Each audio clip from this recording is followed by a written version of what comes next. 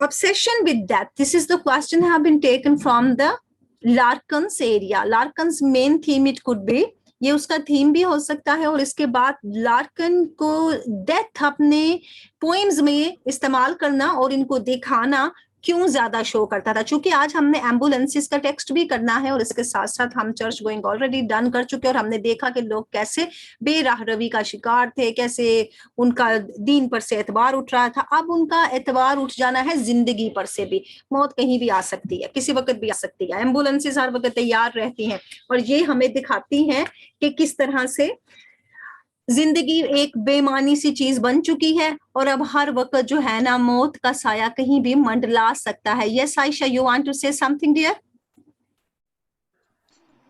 No ma'am. Okay, your hand was raised.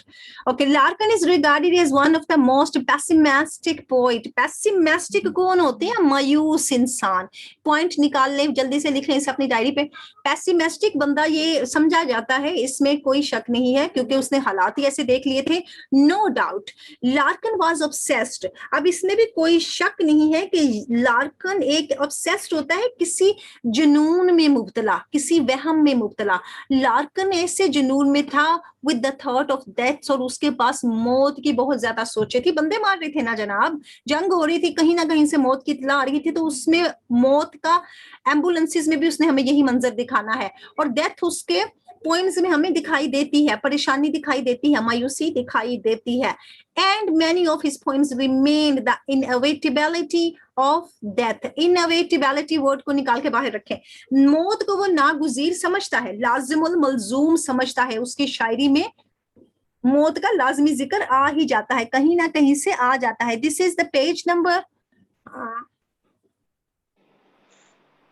322, page number 322 from the current notes. Okay जनाब, मौत नागुजीर है, हर वक्त poem में वो रखता है। He is always pre occupations with the idea of death. Pre occupations की तरफ चले जाए तो परेशान रहता है वो मौत के ख्याल से। उसके पास ये ख्याल जो है ना उस पर हावी रहता है, इन हिज पोइट्री और उसकी शायरी में भी। ही ऑलवेज एम्फसाइज, वो हमेशा जोर देता है। ये देखें, ये इसने प्रेजेंट में सारी बात कर दी है, नोट रखें ये कौन से टेंस में बात कर रहा है। On a sombre and grim aspects of human life. Sombre and grim, grim होते हैं संगीन किस्म के और सोम्बर होते हैं तारीख। वो जोर देता है बड़े संगीन किस्म के अनासिर को जो हमारी जिंदगी में मौजूद है। हमारी जिंदगी में खुशी भी है, हमारी जिंदगी में गम भी है, जिंदगी भी है, मौत भी है। ठीक हो गया हमारी जिंदगी में। या this is already in the group dear, check this is already in the group, this PDF is here, refresh your app. Okay, on account of his repeated ideas. अब ये जो आइडियाज है ना वो बार बार दोहराता है, जैसे उसने चर्च गोइंग में भी हमें कैसी उजारा दरी दिखाई है, सुन्नाटा मौत जैसा दिखाया है, इसको वो दोहराता है। Of the inevitability of the death, और डेथ को वो कहता है कि ये लाजिमुल मलजूम है, नागुज़ीर हकीकत है। He has been regarded as a graveyard poet, तो उसे इस तरह से ना ग्रेव यार्ड पोएट को निकाल के बाहर रखें, जल्दी से आपकी कोटेशन है। उसे ग्रेव यार्ड पोएट कहा जाता था कि जनाब ये कब्रों की बातें ही करता है, मुर्दों की बातें ही करता है, ये तो जनाब ये गोरों का कब्रिस्तान नहीं है, ये उसका शायर है। The time is which Larkin wrote poetry was disturbing and the 1950s, 1950s को भी बाहर निकाल लें जल्दी से। 1950s का जो वक्त था ना, 1950 का जो टाइम था, वो जिस वक्त इसने शायरी लिखी थी, वर अ टाइम, वो ऐसा वक्त था व्हेन अ जर्नल एटीट्यूड, जब एक आम आदमी का जो रवैया होता था ना ऑफ द पीपल्स, लोगों का, एंड द राइटर्स और शायरों का भी, was anti romantic and anti heroic. निकाल के बाहर रखें जल्दी से। उस वक्त का काम क्या था जनाब? उनका ये काम था कि वो इमेजिनेशंस की दुनिया से निकल आए थे। रोमांटिक हमने 3 शायर देख लिए, ख्यालों की दुनिया में, बहारों की दुनिया में, ब्यूटी एंड नेचर की दुनिया से ये जनाब एंटी हो गए थे।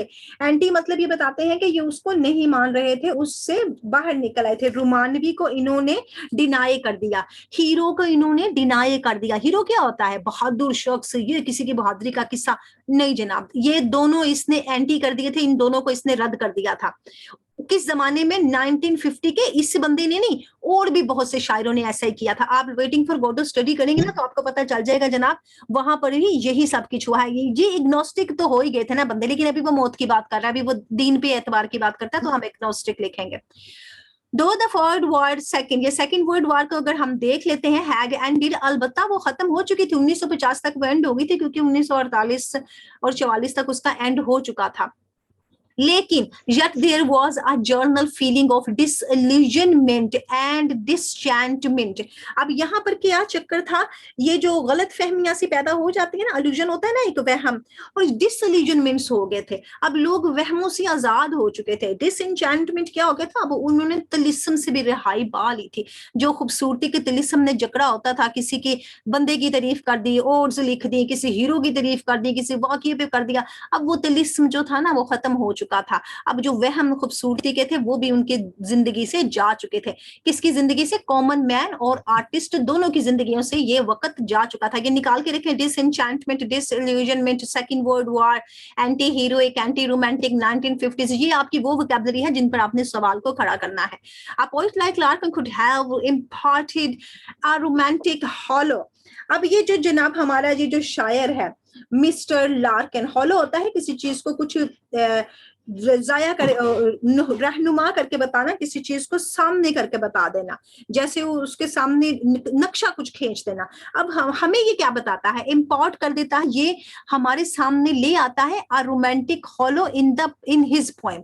रोमांटिक हॉलो करके हमारी पोएम में लाता है, यानी बहादुरी के जो नक्शे होते हैं ना उनको खत्म करके हमारे सामने लाता है। He could not have portrayed heroes। क्यों वो खत्म कर देता है, क्योंकि बहादुर तो हीरो ही होता है ना, हीरो ही 50-50 विलनों को मार देता है, but he could not have portrayed heroes and heroism।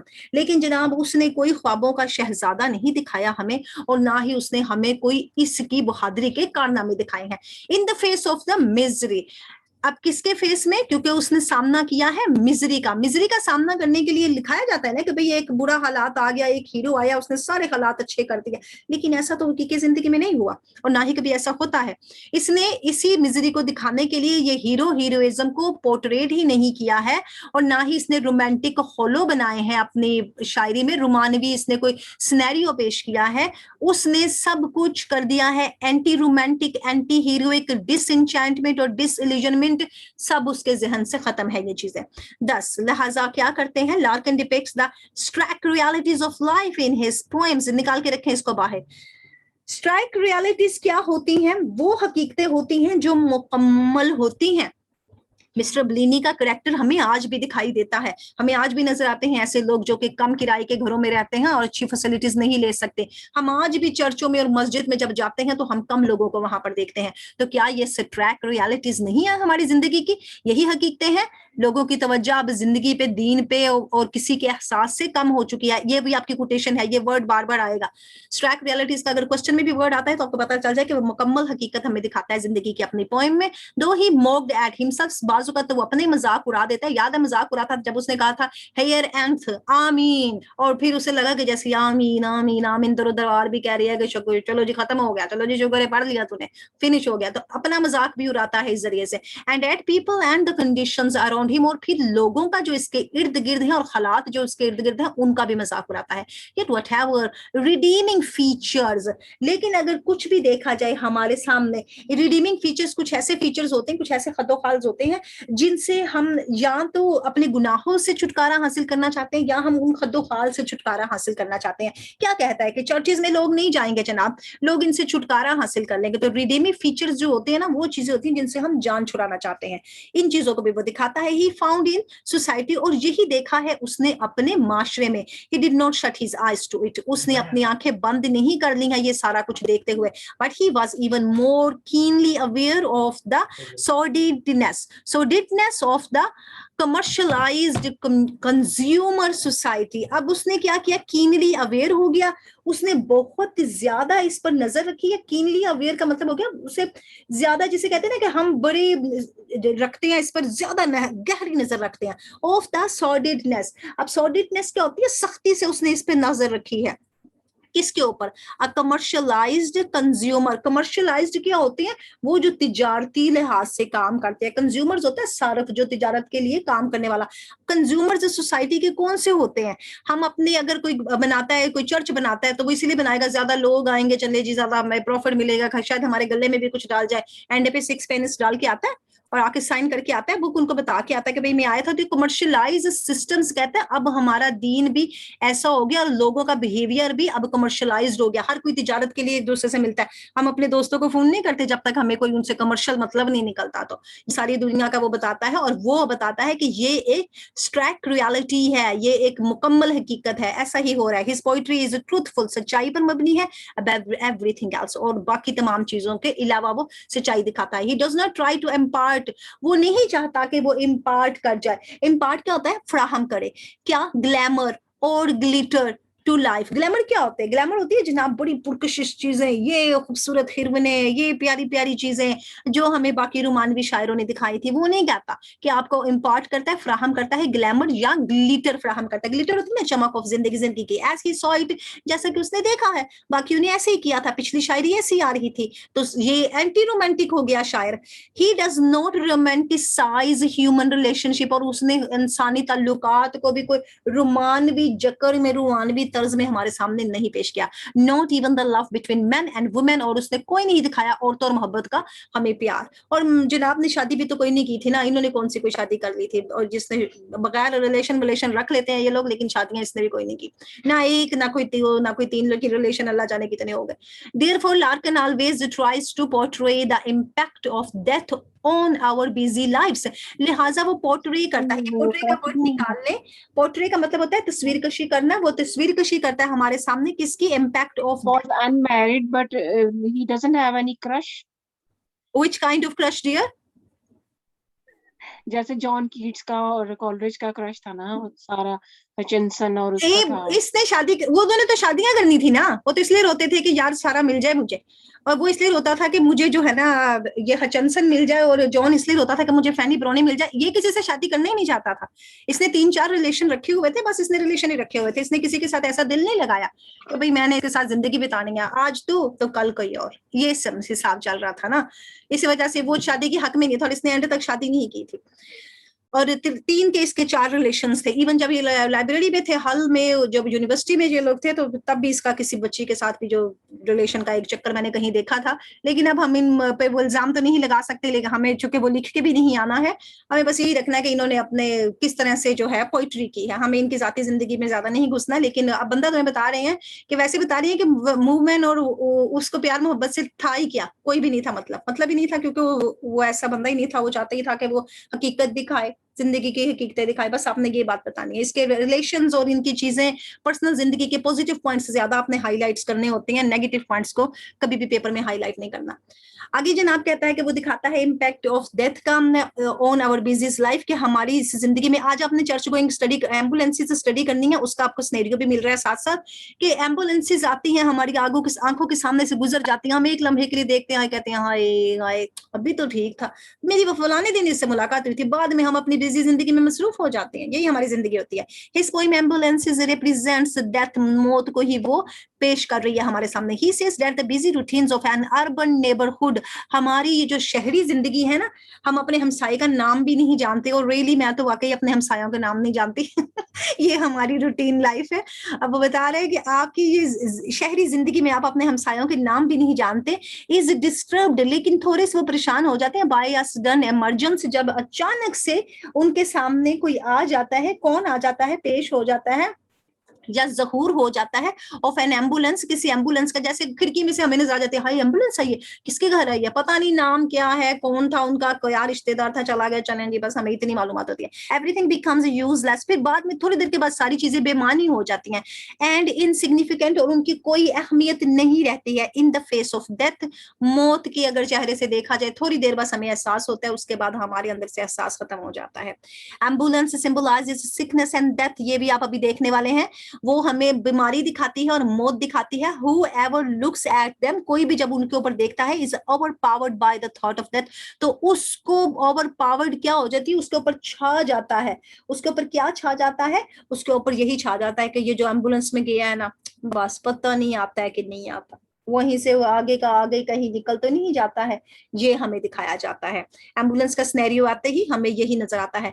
The sudden approach of death signifies end of all, अचानक मौत आ जाती है तो क्या होता है, सिग्निफाइज हमें क्या दिखाता है, हमें ये इशारा मिलता है कि जनाब सब कुछ खत्म हो गया। और यही होता है, अचानक अगर मौत आ जाए सब कुछ खत्म हो जाता है, हर चीज का एंड हो गया। डेट वन हैज अचीव्ड, जो कि किसी भी एक बंदे ने हासिल कर रखा था। And life seems fertile and worthless, fertile and worthless life को निकाल लें। इसके लिहाज से जिंदगी क्या है, जिंदगी बेकार है, बेवकत है, बेकीमत है।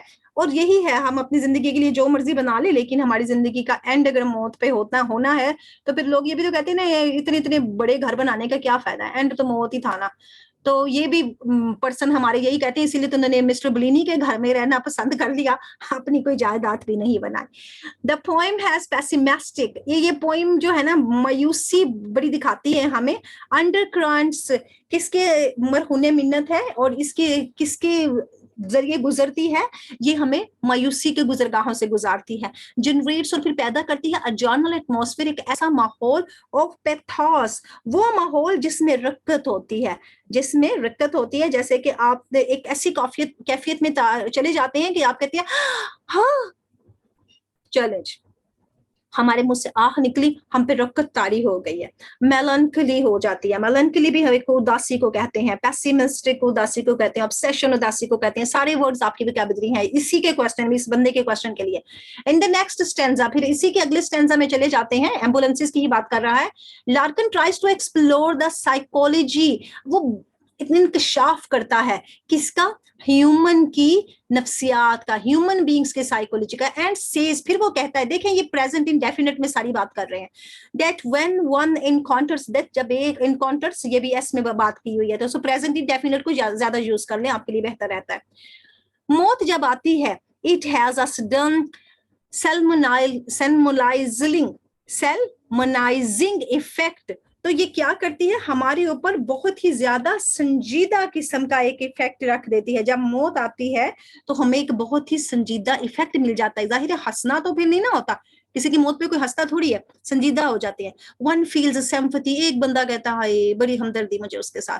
फॉर डिपार्टिंग सोल, वो जो सोल चली गई है उसके साथ हम कहते हैं ओहो जाने वाला चला गया, बड़ा अच्छा बंदा था। And in the dead and air, जब वो चला जाता है इस इन हवाओं में, डेड एंड एयर्स क्या हो जाती है, हवाएं या मुर्दा हवा हो जाती है, मरी हुई हवा लगती है उस वक्त, यानी उस लम्हे के लिए हमें कोई चीज अच्छी नहीं लगती। ऑफ द एम्बुलेंसेस गोज, जब एम्बुलेंसेस गोज अवे जाती हैं, the sudden senses of loss, तो हमें अचानक से एहसास होता है कुछ खो गया है। And life returns to normal, लेकिन थोड़ी देर के बाद रिटर्न्स, देखिए प्रेजेंट इंडेफिनिट में बात चल रही है, टू नॉर्मल, नॉर्मल हो जाती है। People get busy in their routine, लोग अपनी अपनी जिंदगियों में मसरूफ हो जाते हैं। एंड्रयू मोशन सेज, आप मिस्टर एंड्रयू मोशंस जो है, ये हमारे क्रिटिक है, वो क्या कहते हैं, एम्बुलेंसेस मोडेस्टली एंड डाइवोटली। अब एम्बुलेंसेस की अगर हम इनकी तरफ जाते हैं तो हमें ये क्या बताती हैं, ये बड़ी अकीदत से, डाइवोटली, बड़ा जिसे कहते हैं ना, हम अपने आप को वक्फ कर देते हैं।